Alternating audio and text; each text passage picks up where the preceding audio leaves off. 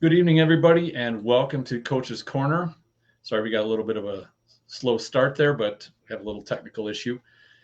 Tonight, we're going to have a bit of a brief show, but it's going to be a lot of fun. We're going to let Bess off the chain, and she's going to rant a little bit about being a shorter fighter and some of the challenges that go along with not having the range and whatnot of other fighters. So, with no further ado, I'm going to turn it over to Bess and let her run with it.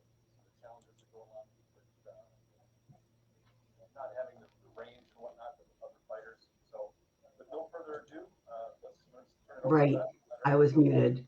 So, as I was saying, I'd like to thank you all for joining us tonight. I know this is the last real weekend available if you're going down for Peace Week to Penzic, and I appreciate you spending time with us. So, thank you very much.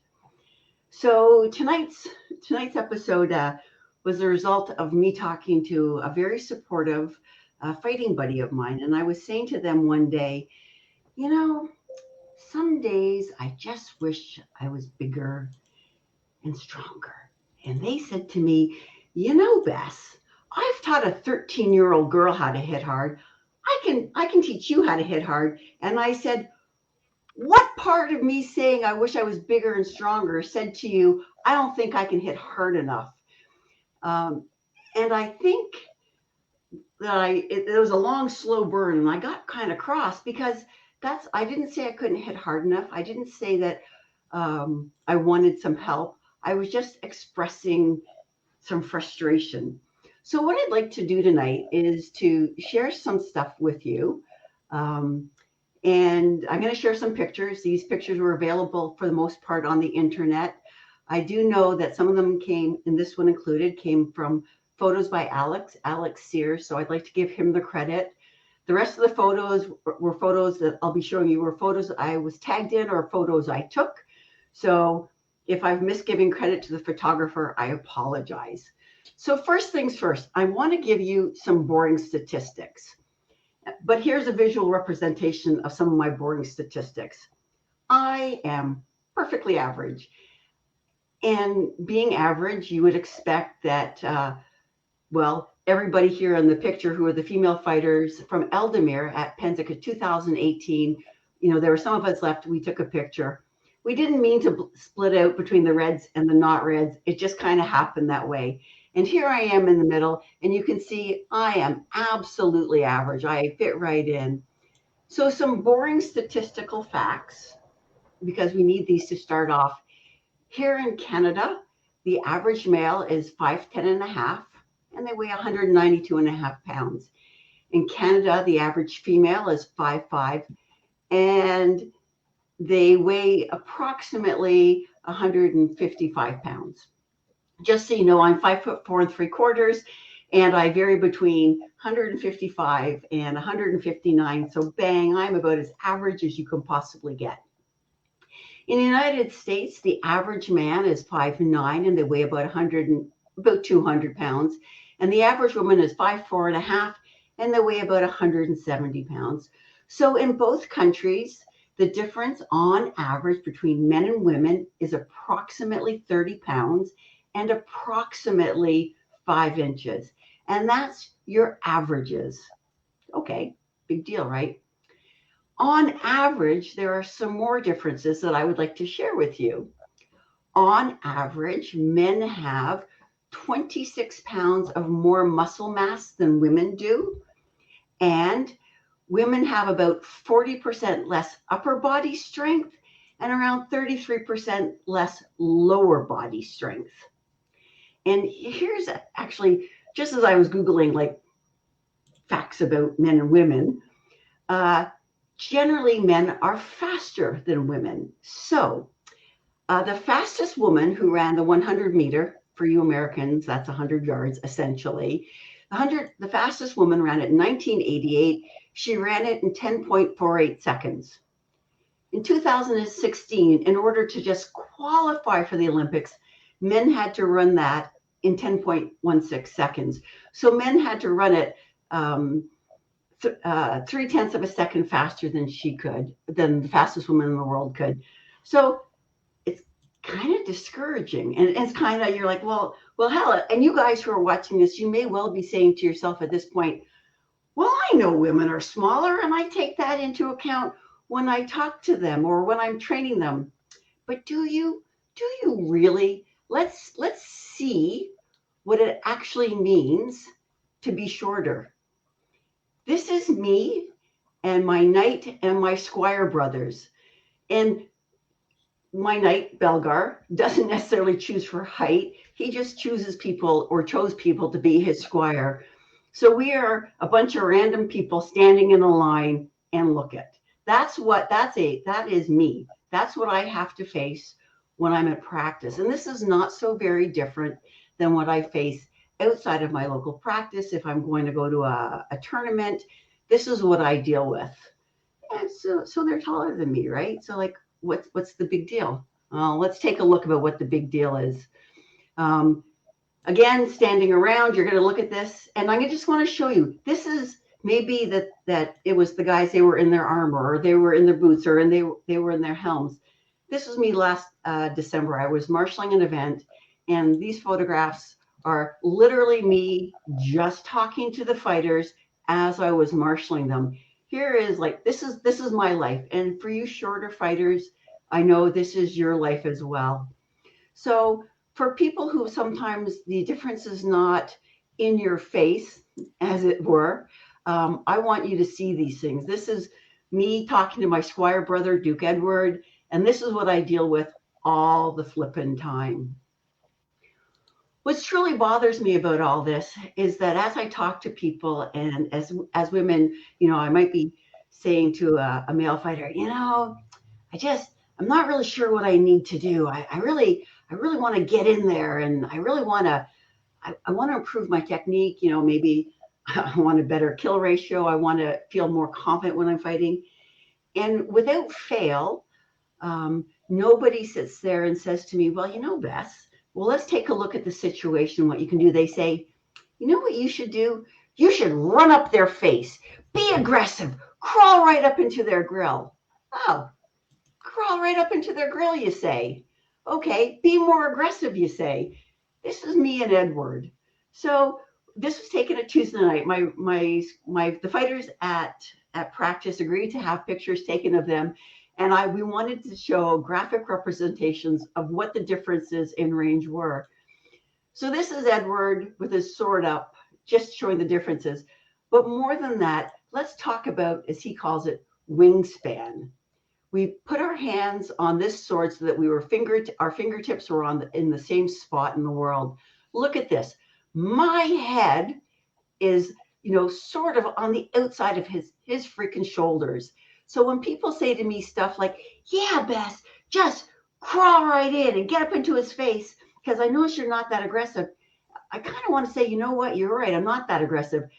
I am, in order to get closer to Edward, and for those of you who may be wondering, Edward is a tall man. He's 6'3". So you might be saying, oh, well, that doesn't count.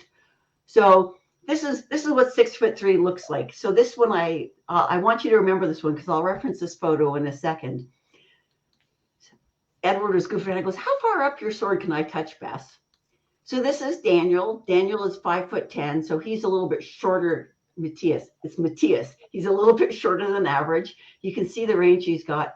But also look at the mass that he's got on him compared to what I have.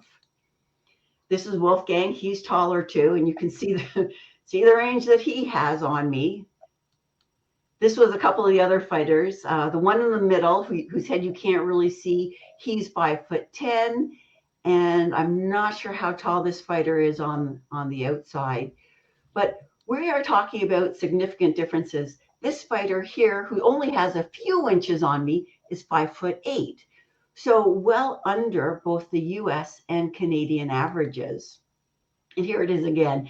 And look at the mass of him. So people will say to me things like, hey, yeah, Bess, what I really want you to do is just crawl up their grills, get into their faces, just don't stop throwing. Don't stop throwing, you say. I got 26 pounds less of muscles, you say. I got 40% less upper body strength, you say. for me, and this isn't just reach here, this is also my little legs. So if I am out of range with some of these fighters, in order to come into physical range, I need to take 2 steps, because I don't take steps as long as they do. Part of height is leg length. To take 2 steps means I'm really telegraphing what the hell I'm doing. You can see me coming. Some people, like Edward, can lean backwards. He's, oh, look at me, Bess, I'm out of range. And then he leans forward. And then with his long arms that you saw, leaning forward, he is, without even really moving, just leaning forward, he is in my range and can kill me, and I'm doomed. And yet people say, charge in, as if that will negate the height, as if just rushing in with a gay and reckless abandon is going to negate his advantage as I come rushing in. As if when I'm fighting these guys, my upper body, which is, 40% weaker, just throw a lot of blows, Bess, because, that's not going to tire me out a lot faster than it'll tire you out, as I'm holding a shield and waving it around madly. So when people say these things to me, I get really frustrated. It really aggravates me. I'm not looking for an easy toss-off answer. I'm not looking for somebody to say, oh, well, you could just do this and you can just do that. If I'm fighting somebody my own size and closing rapidly when we are in range at the same time, that's a reasonable suggestion. And people who are doing training, primarily men who do training, mostly, if you're average, mostly people are going to be a little bit smaller or a little bit larger. They're not going to be as significantly larger to you as they are to me. And as an aside, in preparation for this episode, I thought back, and I can literally remember 3 times when I have fought people who are shorter than me. I know there are people who are shorter than me, but the reality is I fought them 3 times. What you're looking at now is my reality with somebody who, frankly, at 5'8", is somewhat shorter than average. So it's a lazy answer if you're a coach to say to somebody, just go in there and flailing madly. That'll negate it. People say to me, Bess, you're a counter shooter, or you wait, you're very patient. And my answer to that is, I have to be. I'm watching to see what you're doing, how you're doing it. I have to time my shots so that I can get to a place where it's safe for me, so that I can hit you once, twice, maybe a 3-blow combination, and then get the hell out of there. And here's the thing. For me, getting in fast, if I'm out of range, is 2, maybe 3 steps. So I'm sort of sprinting in and sprinting out. If we don't count distance, but sheer expenditure of energy based on number of steps, I'm taking a lot more steps than the taller guys are, because I have to move in, I have to move out. I can't come in straight because that's just death for me. So I have to off to the sides and then in on an angle. And those are more steps. And more steps are tiring. Holding the sword up for that is more tiring. Having to be aware of what ranges is super tiring. And it's a lazy answer to say, just go in. There have been times when I have been told, these are more examples. This is Yorbjorn, and they are 6 feet. But again, look at the wingspan, and they are much, much larger than I am. And this is what I deal with. And these are just my, random shots from practice. Look how much bigger their hands are than mine. And frankly, hand strength actually has a correlation to body strength. How big your hands are, how much of a weapon you can hold. So these are things that I have to deal with. In addition to all this, and you might be saying, well, okay, sure, there are these issues. I talked to, one of the things I'd like to talk about is hands and weapons. So down the Known World Shiv Facebook page, a few months ago, somebody said, what do you think the average helm is? And we all kind of thought, and we came up with the average helm is about 10 pounds. And then the question came out, oh, what's the average shield? Now, there were a lot of variations in shields, as you would expect, but they were anywhere from about, say, 5 pounds to a smaller shield to about 10 pounds for a larger shield.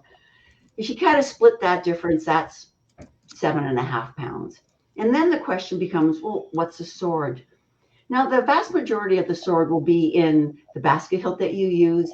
And if my sword is 36 inches and yours is made of rattan is 40 inches, 40 inches of the extra 4 inches of rattan is not that much different in weight. The average sword is about 2.5 pounds.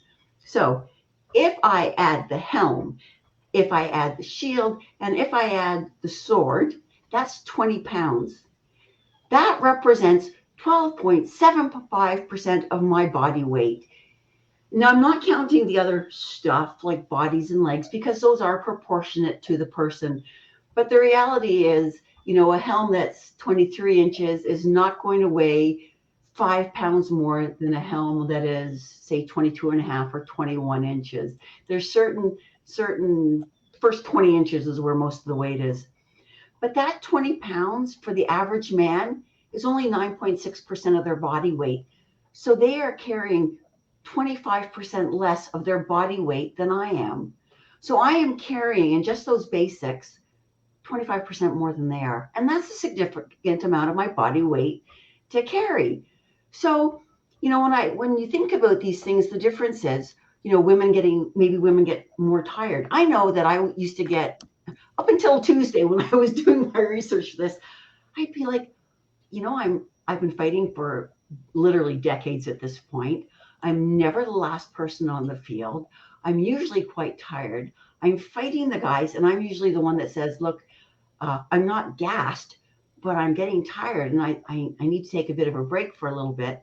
And I don't have to take a break for too long, but I do have to take a break.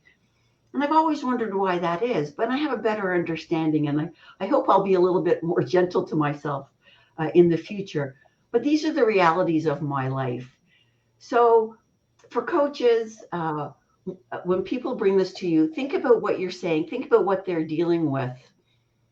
When we talk about melees, for example, and particularly with Pennsic coming up, this is my big concern.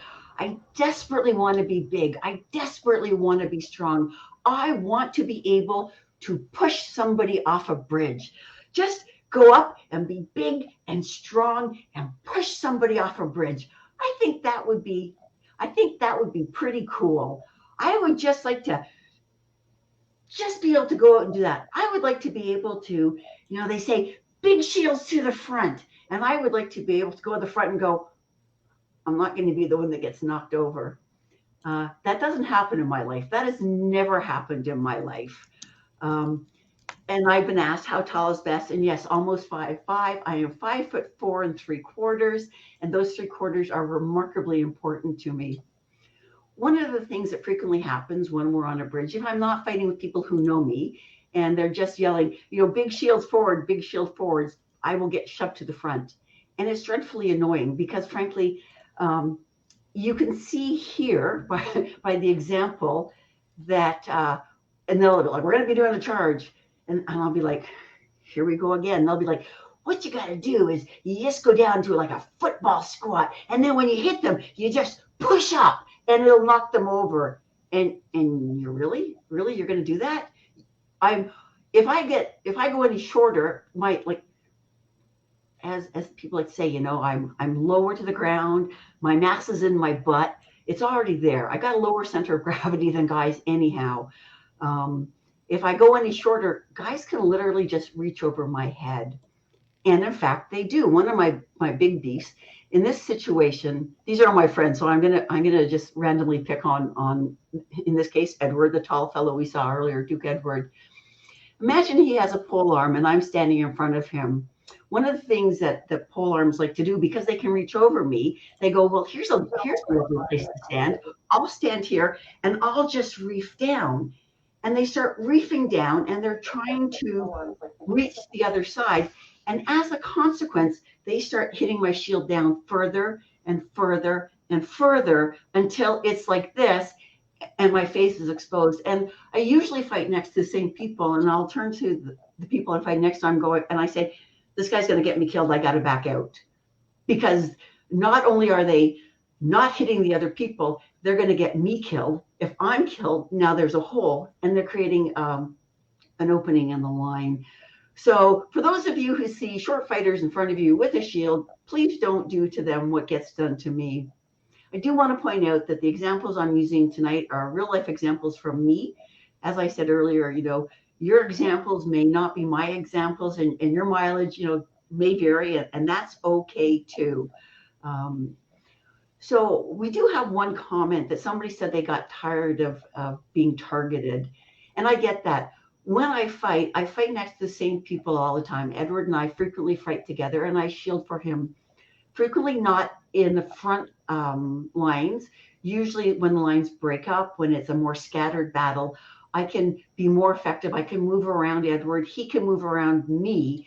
And we can work very well together as a little two-fighter unit, doing what needs to be done, or working the end of a line, because at the end of the line, no one's going to be trying to crash through me, or we can see them coming. The reality is, if somebody comes at me, when I'm fighting with my usual group of people, I'll say, hey, don't let me get knocked over, because it only makes sense that I would be the person being targeted. Because here's the thing. If you saw this shield wall, if you're not hitting this person, then the reality is you're not doing it right. You should be hitting the weakest link. And in a shield wall, if we're standing there, I am the weakest link. And that's okay. And we know the groups that I fight with, we know that. I say, they're coming through me. They say, yeah, Bess, we know they're coming through you. So at least we all know where they're coming from, and we can prepare for that. Because if they don't come through, then there's a problem. So that's my reality. So when we talk about, when I talk about people I fight with, again, on the field at Penzic, this is what I'm dealing with. If I'm talking, this is me and one of my friends, Sir Katsu. And here we are, this is me. I shield for him frequently. And you'll find that when you fight with people who know what you are, they know your weaknesses, being a short person, because there are weaknesses, but also the strengths. You're more mobile, you can move faster, you can move around. And then I just have to show you a couple more photos. This was many years ago when I was blonde, had horrible hair, but was still the same height as I am now. And this was one of the unbelted champions teams I was on. And you can see, again, totally random people. Here I am being the shortest person in what would have been the wall. I was not cherry picking photos. This is, in fact, my life. So one more again. So I showed this to my friend Kelvin, and she burst out laughing. That's me being a shield in a wall at Penzic with my knight and some other fighters. This is what we deal with. So I don't often, like, really, you want me to hit this guy and knock him off the wall? It's not going to happen. There are other things I can do. When we were talking at our Learn from Penzic events, one of the comments Bronis made, and I talked about being a shorter fighter, and Bronis said, and yeah, Bronis, I'm calling you out here. He said, but Bess, shorter fighters, they can sneak up and they can do stuff. They can crouch down low and they can, take the lower shots. And it's true, I can. But I'm really sick and tired of my fighting life being your exception. For those of you who live in the mid-realm, you may know Duke Edmund, who I want to say is 5'5", because I think that's accurate. But in reality, I think he's 6'7", and I actually don't think I'm exaggerating. When you fight him, as people say, well, I fought Duke Edmund and I can fight him. I just have to change my techniques. And I'm like, yeah, I know I can do that. But my entire freaking fighting life is changing my techniques. My life fighting is your exception. I never get the rule. I don't have to worry about height. I don't have to worry about range. I don't have to worry about if I'm holding a 6-foot or a 9-foot spear at Penzic and they're holding a 9-foot spear, I have to stand, say, in front of the line to hit them, but they can stand behind the lines because they have such a longer reach. Put an arm on spear for me, and I got what, maybe 11 feet if I got 2 inches or 2 feet of arms, maybe. But you saw my squire brother Duke Edward with his arms as long as those things are. He's got inches. He's probably got 18 inches of arm reach on me. And so he stands back safe within the safety of the shield wall on either side of him and can poke away, and I have to be in front. That's the exception to the rule. My entire fighting life is the exception to the rule. And I'm really, really tired of not feeling heard when I say that. I'm tired of when I say things like, I wish I was bigger and I wish I was stronger. People saying things like, well, there are techniques.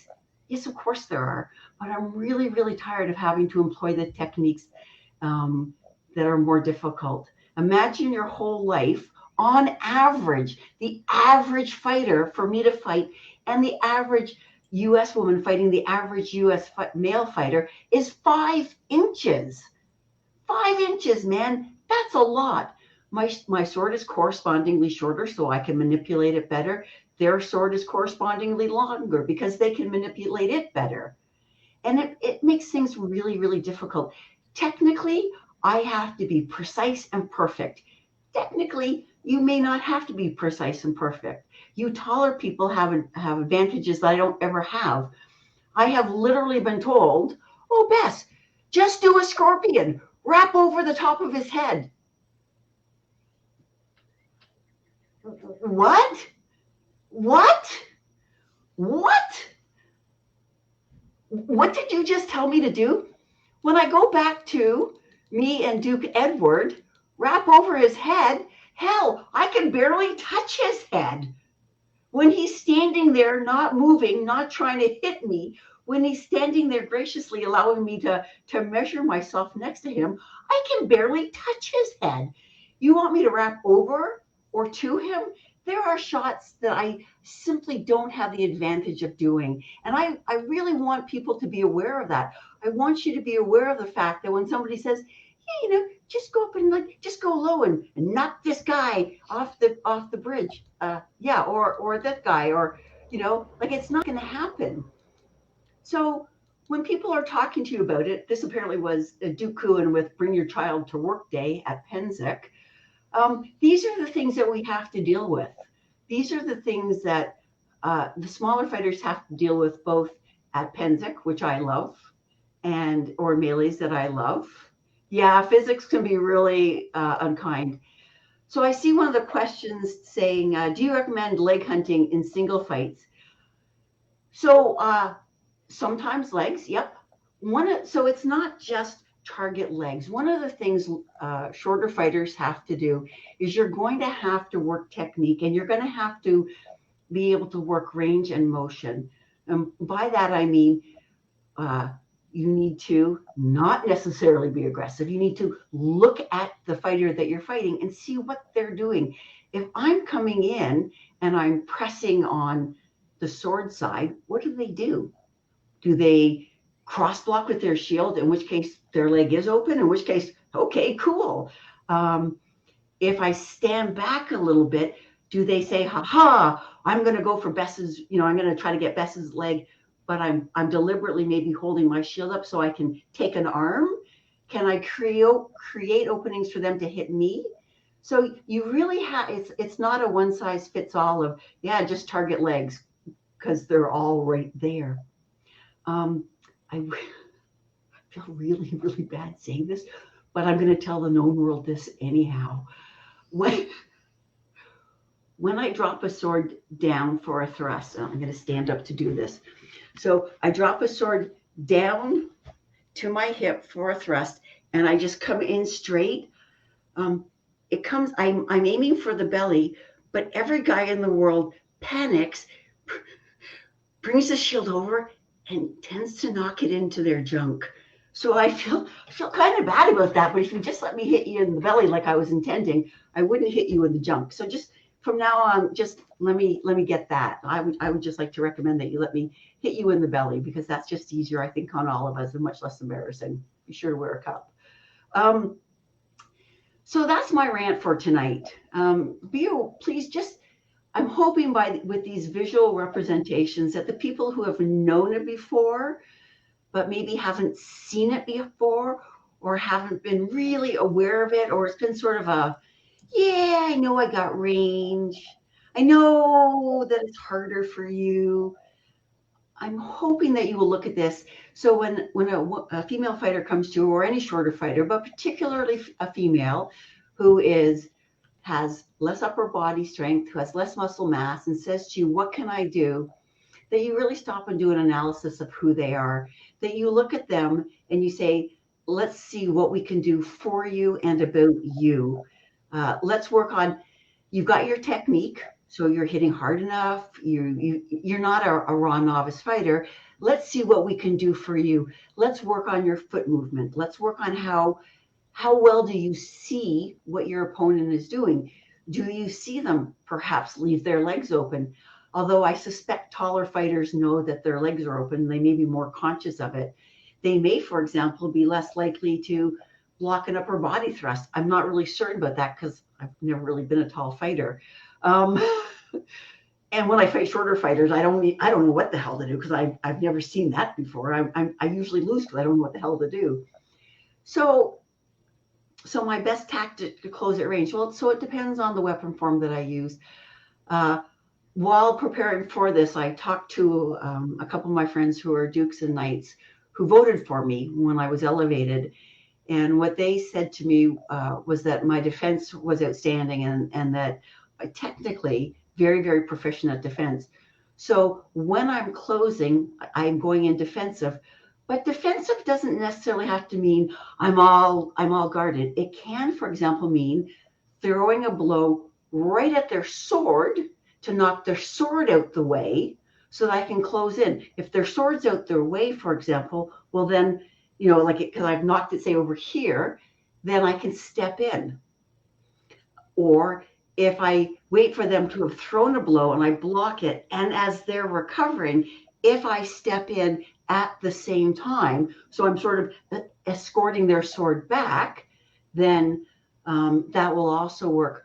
One of the tips that works for anybody, regardless of height, but I find it very convenient for me, unless you're fighting a Florentine fighter, if you watch your opponent's hand, the sword moves when the hand moves. People, I like to watch the sword, or I like to watch the torso because the torso moves. Yeah, the torso can move, but the torso, what's really going to move will be your hand. The hand coming at you is telling you that a blow is being thrown.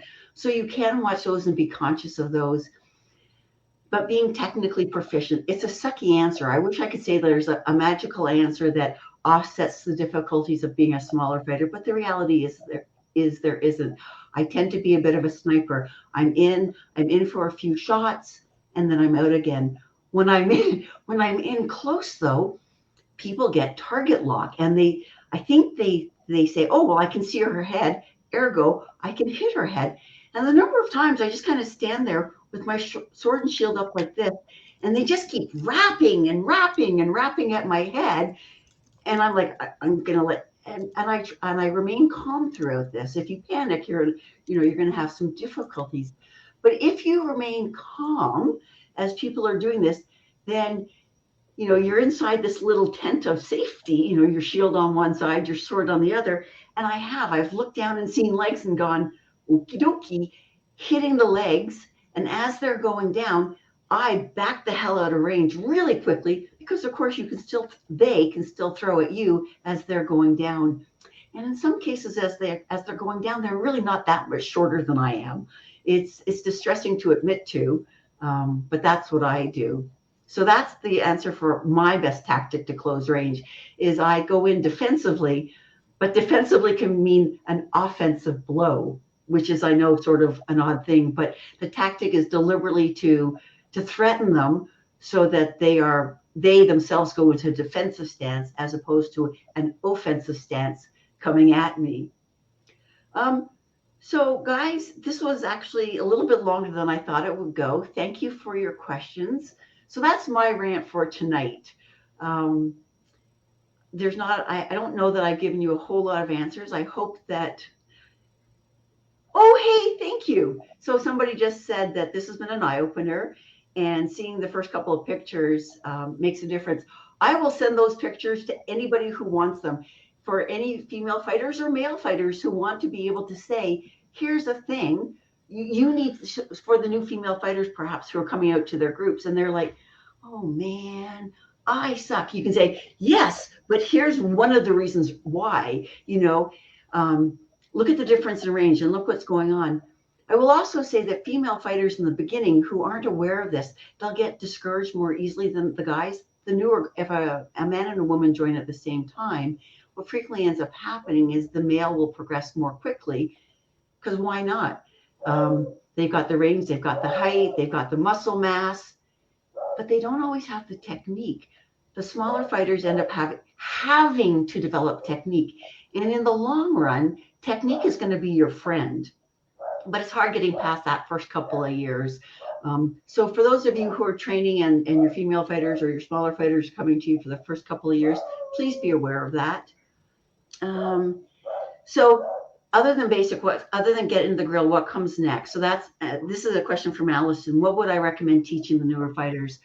So if I am teaching a newer fighter, instead of getting into their grill, I'd say, come on, let's go stand on the sidelines and let's watch taller people fight. Before you get into the fight, let's watch somebody fighting. And so I would say to them, let's look at this fighter. What do you see? And they will say, I don't know. And you'll say, okay, fine. So you don't see anything. How do you think they're doing a good job blocking their legs? It's okay, but they're holding their shield up really high. Yeah, they are. Or what do you see them throwing? They always seem to throw for heads. Yeah, they do. Do you see them moving a lot?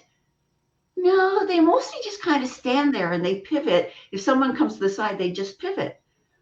So when you do that, I could say, okay, so now you know a few things about them.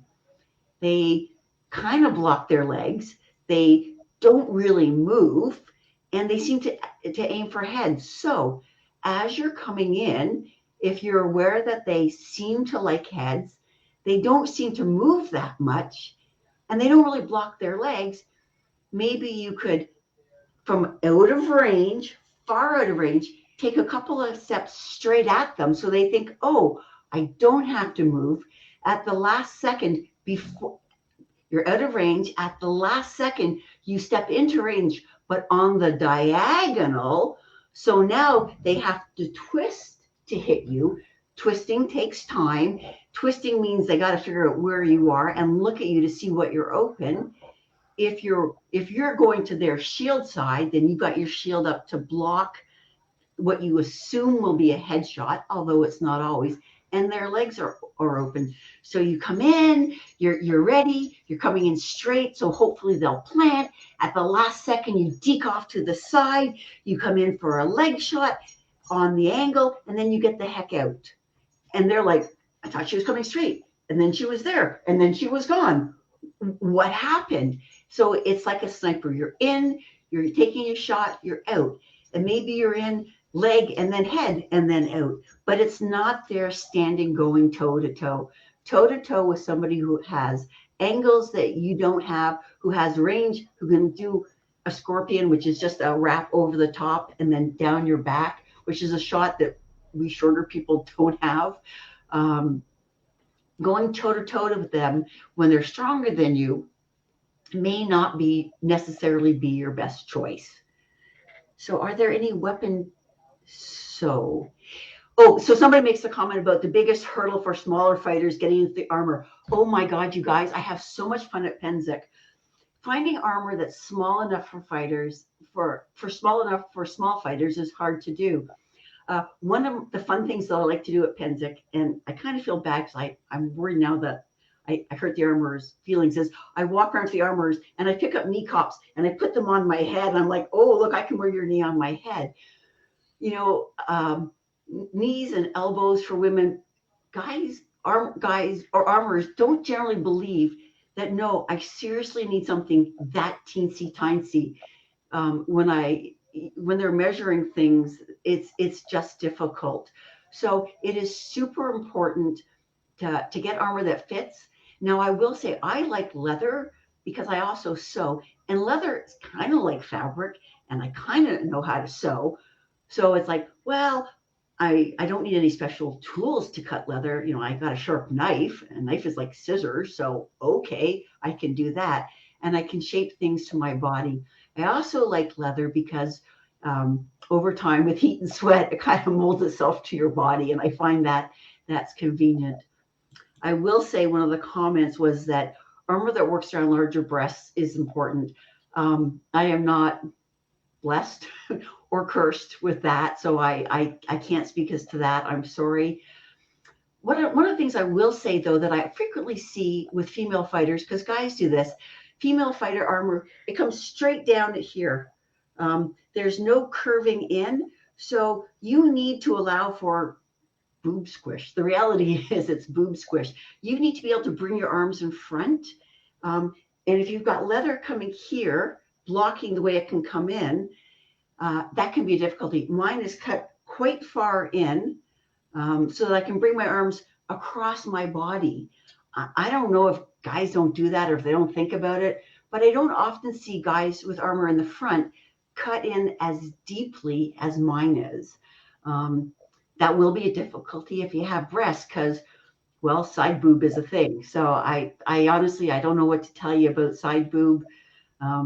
Maybe there's some modern martial arts stuff that you can put under a coat of plates as additional padding on top of that. Are there any weapon disciplines that are particularly effective for smaller fighters to use? And do I find any difficult because of height? So all my weapons are scaled to me. So I don't particularly have difficulty because they're all scaled to me. So if I fight people who are my height, then our weapons are in scale. So that's okay. So that's one thing. So if we're all to scale, it's okay. Were I to pick up a great sword and just, again, weaker upper body. So if I have a particularly long great sword, it's harder for me to manipulate and move quickly. So I have a shorter greatsword, but still longer than a short sword greatsword. And I'm fighting somebody who has a much longer one. Then there are again differences with the range. So the same thing that I was talking about here throughout the episode about range and movement and coming in and closing, it's going to apply to all weapon forms. I love sword and shield. I have and will fight other styles. I just like sword and shield. It's fun for me. Some people particularly like Florentine, and that's okay. I did that for a lot of years. Spear. The only thing I can say about spear is, once again, a 12-foot or a 9-foot spear, and I'm thinking about Penzik. Each kingdom I know has its own regulations. Up here in Eldemir, we think about Penzik, so I think about spears. I think about 9-foot as the maximum. A 9-foot spear is more difficult for me to manipulate with my little T-Rex arms than it is for somebody who has like pterodactyl arms. Apparently now I'm doing sound effects. Sorry, guys. So there are some weapons that will be more difficult, I think, simply because like if you're going with a 9-foot spear, it might be difficult. Just physics and mechanics about it. So let's see, and armpit hip. Oh, talking about boobs in the arm. Yeah, armpits really hurt. They really do. Somebody says, guys don't think about the cutting in. My husband was upset because I couldn't throw an offside shot. No, armor traps. A woman's body and physique is different than a man's. And we need to accept and realize that. For example, I am fairly straight and flat, but boy, do I have a butt. So when I put on I use a webbing belt to hold my legs up, but I have to have extra straps because otherwise my legs, because of my hips, my legs tend to rotate out. So I need a couple of extra straps. I think because guys don't have the same hip shapes that women do, their legs hang straight.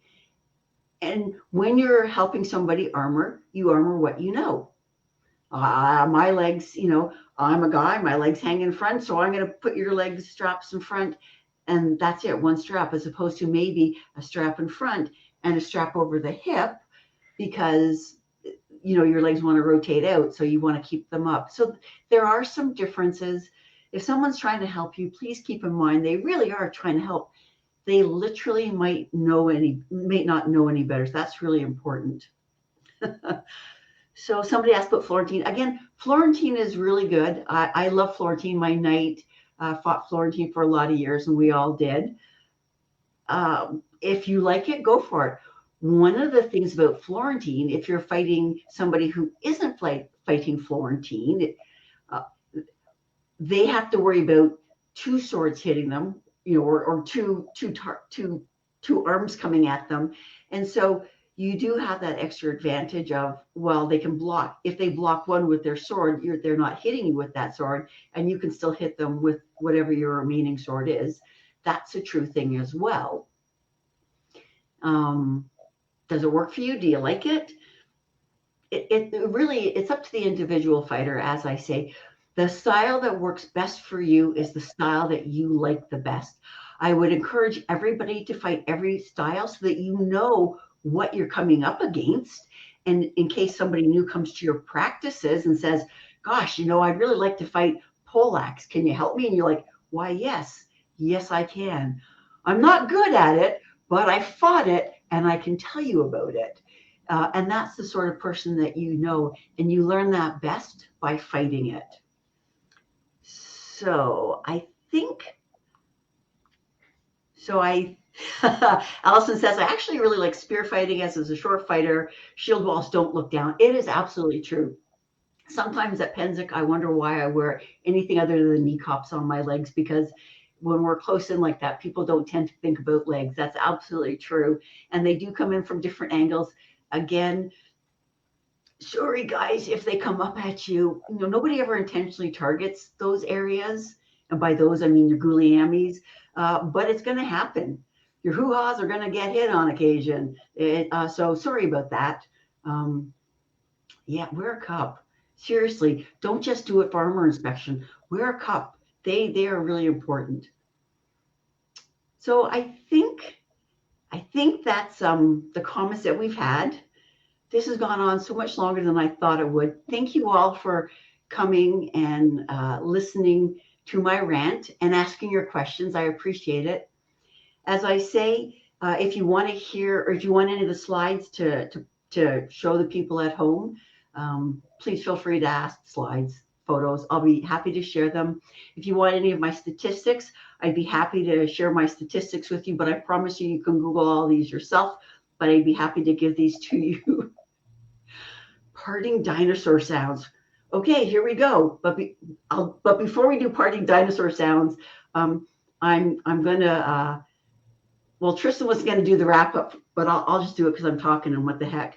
I want to remind everybody who's coming to Pennsic that next Friday from 1 until 5 o'clock, they'll be fighting on the field. If you can, please join us. I'm only getting to Pennsic myself on Friday at about 2:30, so I don't think I'll be fighting on the field on Friday. But at 5 o'clock on the field, the coaches from Coaches Corners will be having a get-together. Please come out and say hi. I can't wait to meet some of you people in person, some of the people who watch us and talk to us on a regular basis. I feel like I know you, and I'd like to hear your voices so that when I read your comments in the future, I'll know what you sound like. So we are thinking that we will gather at the Mid-Realm tent. If that's busy, we'll look for another tent that we can hang out under, or some other place, just to meet and greet, come over and say hi. We hope that we'll be able to broadcast it, depending on what Cooper's Wi-Fi is like for us. And I think that's it. I said an awful lot. Sorry about that, guys. That's not a terrific way of speaking. I apologize to y'all for that. And now the parting T-Rex sounds.